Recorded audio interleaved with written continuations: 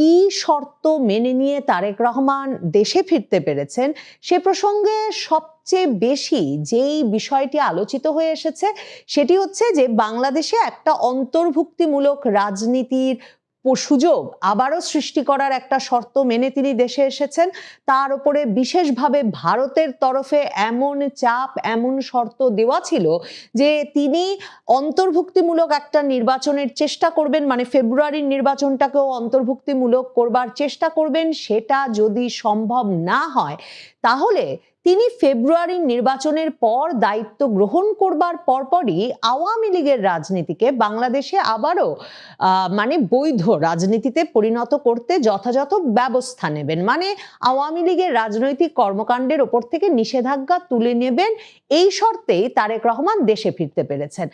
তারপর 25 তারিখ দেশে ফিরে তারেক রহমান যে বক্তৃতা দিয়ে আসলে জনমনে একটা ব্যাপক আলোড়ন সৃষ্টি করেছেন, যেই বক্তৃতায় তিনি ঐক্যবদ্ধ দেশের কথা বলেছেন। তিনি বলেছেন বাংলাদেশের হিন্দু, মুসলমান, বৌদ্ধ, খ্রিস্টান, পাহাড় সমতলের সকল মানুষকে ঐক্যবদ্ধভাবে দেশ গঠনে কাজে লাগতে হবে। যেখানে তিনি বলেছেন যে একটা নিরাপদ বাংলাদেশ তৈরি করাই তাঁর মূল লক্ষ্য, যেখানে তিনি বলেছেন আমরা শান্তি চাই, শান্তি চাই, শান্তি চাই।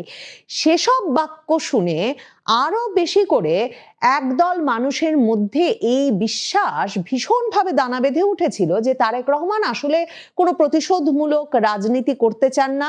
তিনি রাজনীতিকে প্রতিহিংসা এবং প্রতিশোধের ঊর্ধ্বে নিয়ে গিয়ে একটা অন্তর্ভুক্তিমূলক পরিবেশ তৈরি করবেন, যাতে বাংলাদেশে আবারও আওয়ামী লীগ এবং বিএনপির যে দ্বিদলীয় মানে রাজনৈতিক ব্যবস্থা চলছিল সেটা আবার ফেরত আসে, যার ফলে চরমপন্থী রাজনীতি উস্কে দিচ্ছে যারা দেশে, সেই পক্ষটি একরকম পিছিয়ে পড়তে বাধ্য হয়। এমন নানা রকম তত্ত্ব তারেক রহমানের আশা ঘিরে কিন্তু চলছিল।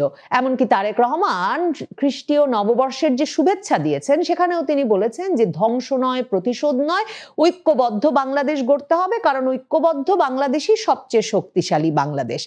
কিন্তু যারা বাংলাদেশের রাজনীতিটা মানে খুব নিবিড়ভাবে পর্যবেক্ষণ করেন এবং যুক্তি দিয়ে বিশ্লেষণের চেষ্টা করছিলেন, তাদের পক্ষে বোঝা খুব মুশকিল হচ্ছিল যে ঠিক কি প্রক্রিয়ায় আওয়ামী লীগকে এমন বিপদে উদ্ধারে বিএনপির পক্ষে এগিয়ে আসা সম্ভব, কিংবা তার মানে আওয়ামী লীগ বিএনপির একটা রাজনৈতিক মৈত্রী হবার মানে পরিস্থিতি কিভাবে সম্ভব। কারণ তারেক রহমান আসার পরপরও কিন্তু আওয়ামী লীগ সভানেত্রী শেখ হাসিনা আওয়ামী লীগ নেতৃবৃন্দ, নেতাকর্মী, সমর্থকদের উদ্দেশ্যে সামাজিক যোগাযোগ মাধ্যমে ভাষণ দিয়ে বলেছেন 17 বছর পর প্রেসিডেন্ট জিয়ার ছেলে ফিরেছেন বটে, কিন্তু যুব দলের এক নেতাই প্রথম 32 নম্বরে আগুন দিয়েছিল 32 নম্বর ভাঙার সময়।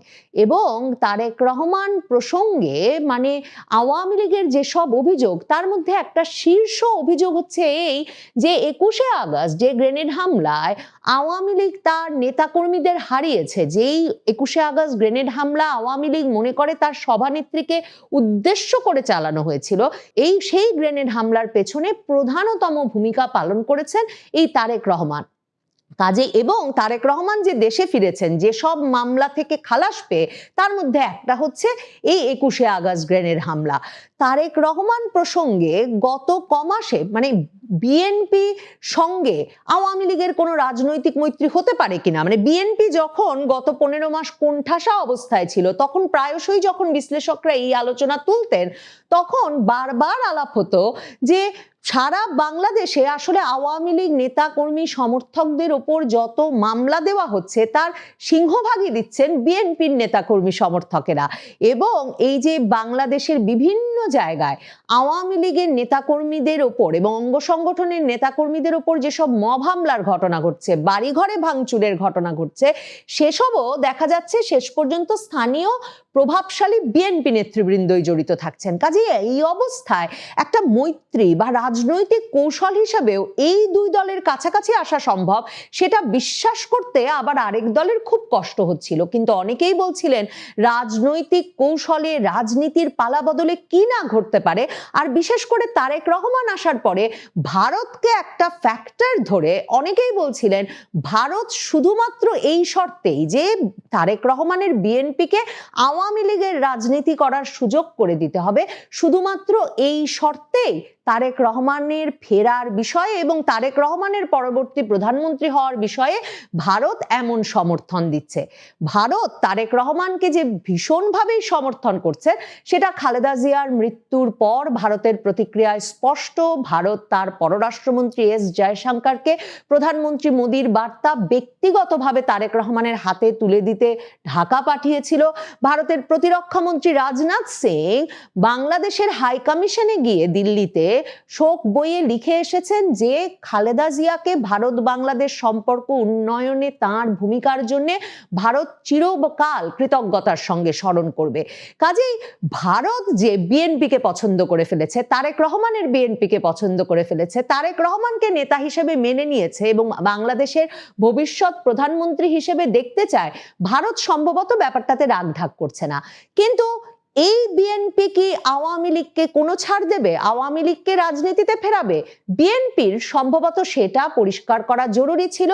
এবং বেগম খালেদা জিয়ার জানা যায় যেখানে লক্ষ লক্ষ লক্ষ মানুষের সমাবেশ হয়েছিল, সেখানেও তারেক রহমান পুত্র হিসেবে এসে ধর্মীয় এবং সামাজিক প্রথা অনুযায়ী মায়ের ঋণ পরিশোধের প্রতিশ্রুতি এবং মায়ের জন্য দোয়া চাওয়া ছাড়া অন্য কোনো কিছু না বললেও তাদের দলের পক্ষ থেকে স্থায়ী কমিটির সদস্য বর্ষিয়ান